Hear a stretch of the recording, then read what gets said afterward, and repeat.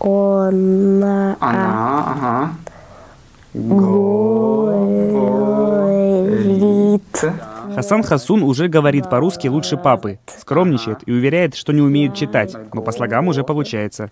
Ему 8 лет, но он не учится во 2 классе, как его сверстники. В школу его не взяли сначала из-за якобы плохого знания русского, а затем заявили отцу мальчика, что у того нет регистрации. Предложили индивидуальное обучение за 25 тысяч рублей в месяц.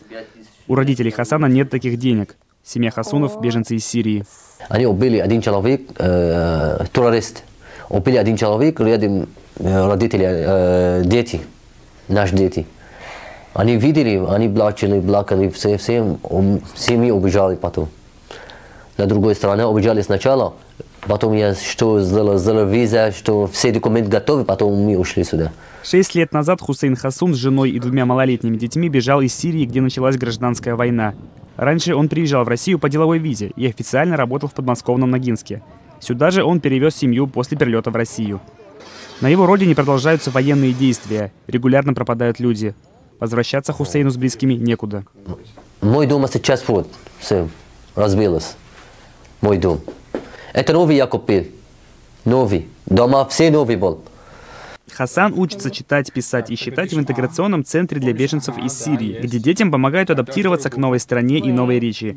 3 года назад Комитет гражданское содействие открыл такие центры в Ногинске и Лосино-Петровском, где тоже большая община сирийцев. Не менее 4 раз в неделю здесь проходят занятия для детей и подростков по разным возрастным группам. Их родителям оказывают юридическую помощь, помогают с поиском работы и жилья, пытаются пристроить детей в школы.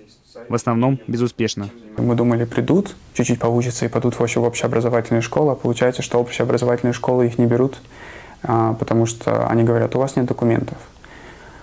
Мы говорим, хорошо, у нас нет документов, но почему-то в Конституции говорится, что каждый ребенок имеет право на получение образования. Каждый ребенок, который находится на территории Российской Федерации, имеет право на получение образования.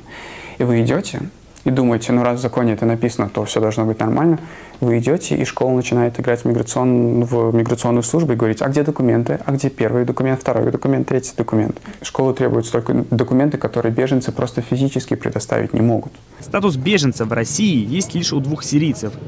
По данным МВД, в 2018 году чуть более 1000 человек получили временное убежище на год. Вне закона остаются как минимум 5000 беженцев.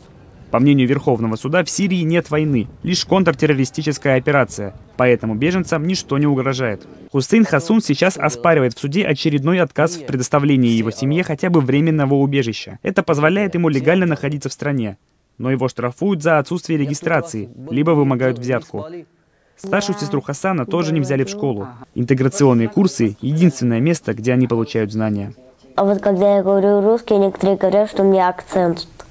Когда говоришь по-русски, некоторые говорят, что у тебя акцент. Да. Ну, не знаю. Если бы я не знал, что ты из Сирии, нормально. Так же, как и я. Иван Воронин, Роман Дементьев, Радио Свобода, Ногинск.